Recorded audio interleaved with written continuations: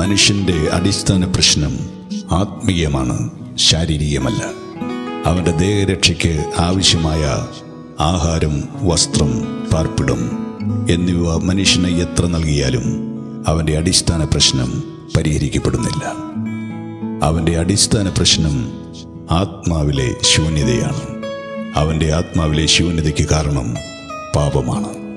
പാപം പരിഹരിക്കപ്പെടണം, എങ്കിലേ മനുഷ്യൻ സ്വസ്ഥനാകും. ഒരിക്കൽ വിശുദ്ധ അഗസ്തീനോസ് ഇങ്ങനെ പ്രസ്താവിച്ചു: ദൈവമേ, അവിടുന്ന് അങ്ങയ്ക്കായി സൃഷ്ടിച്ച മനുഷ്യൻ അങ്ങയിലേക്ക് മടങ്ങി വരും വരെ അവൻ അസ്വസ്ഥനായിരിക്കും. അഗസ്തീനോസ് പറഞ്ഞത് വളരെ വാസ്തവമാണ്. മുടിയൻ പുത്രൻ എന്ന പേരിൽ അറിയപ്പെടുന്ന ബൈബിൾ കഥയിലെ സാരവും മറ്റൊന്നല്ല. സ്വഭവനത്തിന് വെളിയിൽ പിതാവിനെ കൂടാതെ കൂട്ടുകാരുമൊത്ത് സ്വസ്ഥമായി ജീവിക്കാമെന്ന് അവൻ വിചാരിച്ചു. സംഭവിച്ചത് മറിച്ചായിരുന്നു.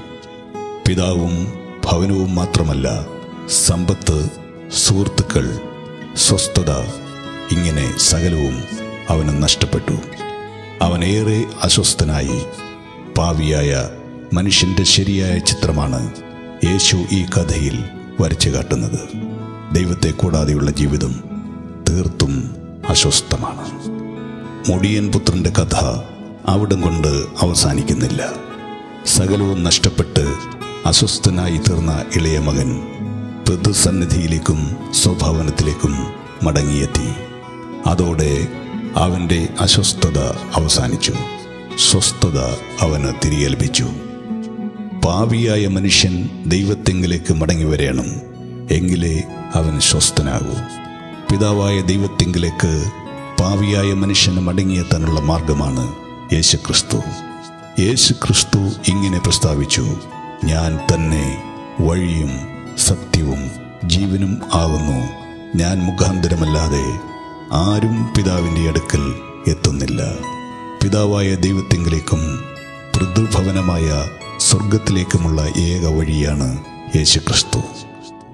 മനുഷ്യന്റെ അസ്വസ്ഥതയ്ക്കും അസ്വസ്ഥതയ്ക്ക് കാരണമായ ആത്മാവിലെ ശൂന്യതയ്ക്കും ശൂന്യതയ്ക്ക് കാരണമായ പാപത്തിനും യേശു ക്രൂശിൽ സമ്പൂർണമായ പരിഹാരം വരുത്തി.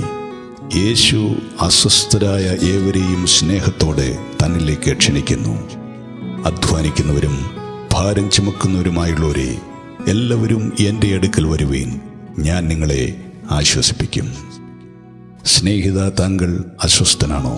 എങ്കിൽ താങ്കളുടെ സ്വസ്ഥതയ്ക്കുള്ള മാർഗം യേശുക്രിസ്തുവാണ്. ക്രിസ്തു മരിച്ചു, അടക്കപ്പെട്ടു, പുനരുത്ഥാനം ചെയ്തു, ഇന്നും ജീവിക്കുന്നു. യേശുവാണ് ദൈവത്തെങ്കിലേക്കും സ്വർഗത്തിലേക്കുമുള്ള ഏകമാർഗം.